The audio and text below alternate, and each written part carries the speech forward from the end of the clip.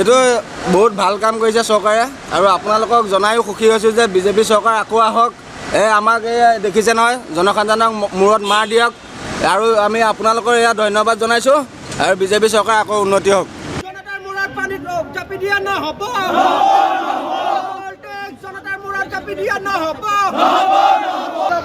BJP চৰকাৰ কাম নাই,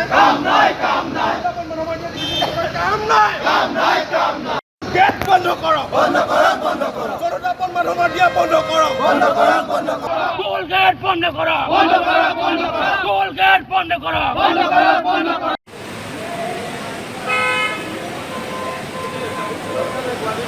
সোনকালে কৰিব গৈছে।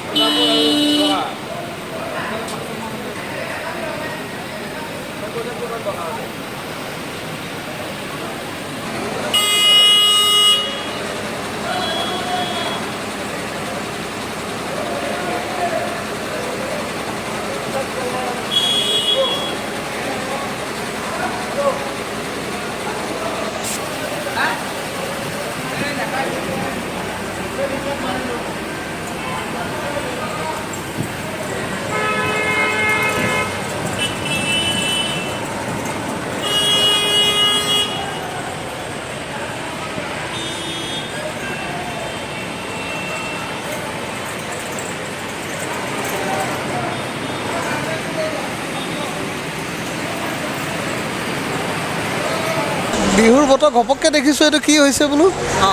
অসমৰ ৰাস্তা হাইৱেখিনি আপুনি জানেই অৱস্থা কেনেকুৱা, তাৰপিছতো এইটো টল টেক্স কেনেকৈ দিব? আকৌ নতুনকৈ আৰম্ভ হৈ গ'ল। কেনেকৈ দিব বাৰু টল টেক্স? গাড়ী চলাবলৈ অসুবিধা হৈ গাড়ী চলাবলৈতো সাংঘাতিক ধৰণৰ অসুবিধা হ'ব। আপুনি যোৰহাটৰ ইফালৰ পৰা যাবই নোৱাৰে দেখোন, ৰাস্তা বেয়া। আপুনি গোটেই কাজিৰঙাৰ অৱস্থা বেয়া, ৰাস্তা গোটেই কাজিৰঙা বেয়া, বোকাটো বেয়া। এতিয়া তাৰপাছত আপুনি টল টেক্স কেনেকৈ দিব? আচলতে আমি চাওক, এই মাঘ বিহুৰ প্ৰাকখনত যি হতকাৰী সিদ্ধান্ত বিজেপি চৰকাৰে লৈছে তাক আমি অসম চাহ জনজাতি ছাত্ৰ সন্থা তীব্ৰ ভাষাৰে গৰিহণা জনাইছোঁ। আমি 37 নং ৰাষ্ট্ৰীয় ঘাইপথ মাত্ৰ নুমলীগড়লৈকে 20 কিলোমিটাৰৰ পথ তেওঁলোকে বনাইছে।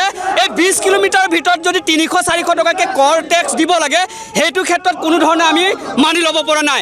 আজিৰ তাৰিখলৈকে আমি 10-20 বাৰ মানে আমি আন্দোলন কৰিলোঁ, চৰকাৰক অৱগত কৰিলোঁ যে ৰাষ্ট্ৰীয় ঘাইপথৰ যিখিনি দ গাঁত আছে, এই দ গাঁতসমূহ তেওঁলোকে সম্পূৰ্ণ কৰক, পুতি পেলোৱাৰ ব্যৱস্থা কৰক, এক্সিডেণ্ট ৰোধ হোৱাৰ ব্যৱস্থা কৰক। কিন্তু তেওঁলোকে তেনেধৰণে কোনো ব্যৱস্থা গ্ৰহণ নকৰিলে।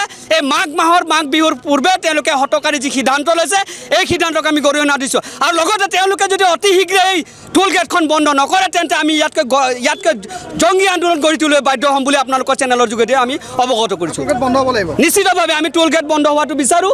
আমি টোল গেট আমাক নালাগে।